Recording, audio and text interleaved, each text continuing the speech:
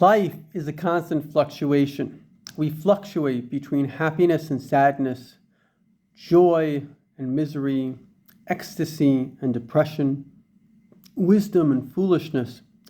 In life, there's no such thing as a friend of mine, Dr. Michael Sokol, who happens to have 3 medical degrees, psychiatrist, internist, and an endocrinologist, doctor by the age of 24, quite bright. There's no such thing as a stable person. If you're stable, then you're a statue, you're dead. Every single person is going up and down.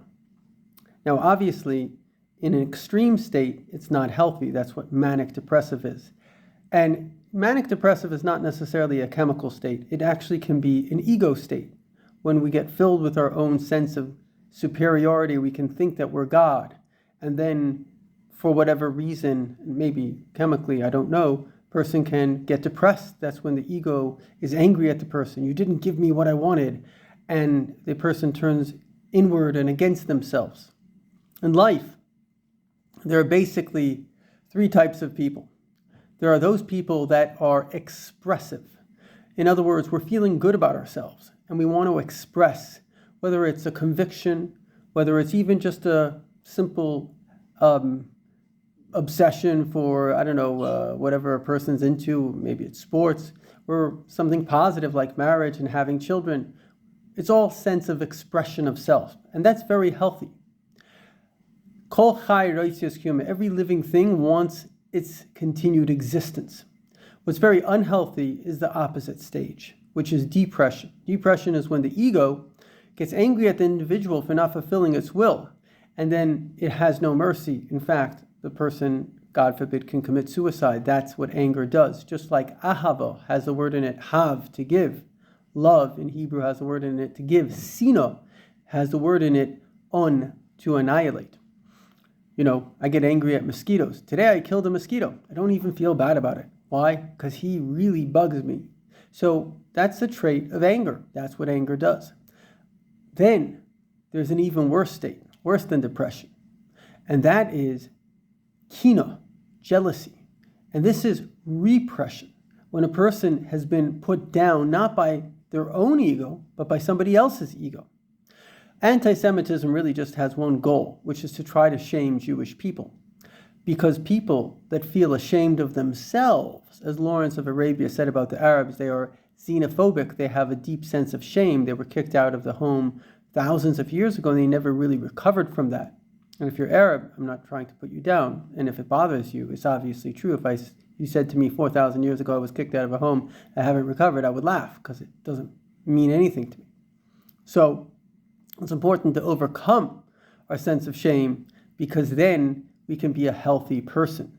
But unfortunately, what happens when a person has been shamed by others and they accept that shame as being true, that's why anti-Semitism doesn't work, because the Jews, at least healthy Jews, they know their own reality, not brainwashed by some kind of liberal agenda, understand that the Jewish people are in the right. We don't harm anyone. In fact, the Arabs are more free in Israel than in any other Arab country. So the bottom line is that Arabs in Israel live better off. They live safer. They can vote, as opposed to any other Arab country where it's all dictatorships. So we know our story, and there are those that want to kill us. Why? Because they're repressed people, like Hitler. He was a repressed person. And people that are repressed, they form what we call a narcissistic identity. They hate themselves because they've been told to hate themselves by role models. And then they compensate by imagining that they're very, very special and great. And they, just like a bully, shows off, call it frontage.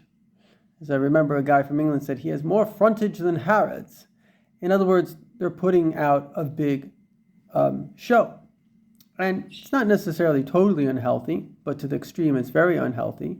And then what happens is that the ego then can't handle anybody else, any other ego. It's like, I'm the best. Mirror, mirror on the wall, who's the fairest one of all? So now the wicked queen that needs to be the prettiest sees Snow White as her enemy. And this creates a chaos in reality where that's kina, which is similar to sina. It has this desire to annihilate others. So we see that there are 3 types of people. Positive, which could be positive spiritually or even positive physically, but at least it's positive. Then there is negative. It could be depression and internal negativity, or it could be repression. An internal negativity that came from an external source, and then the person develops a narcissistic delusion, and then they find everybody else to be their enemy. And so let's get over that. None of us are the best. We're all nothing. We're being created out of nothing every moment. Science has proven this. Matter comes in and out of existence this second. This second, if you've watched till now, well done. You've been reborn thousands of times. So let's not think of ourselves as great. We come from nothing. If we die, we go back to nothing. We get eaten by worms. How great can that be? Let us embrace that we're all here for positivity, for love, for growth, not for negativity. Thank you for watching.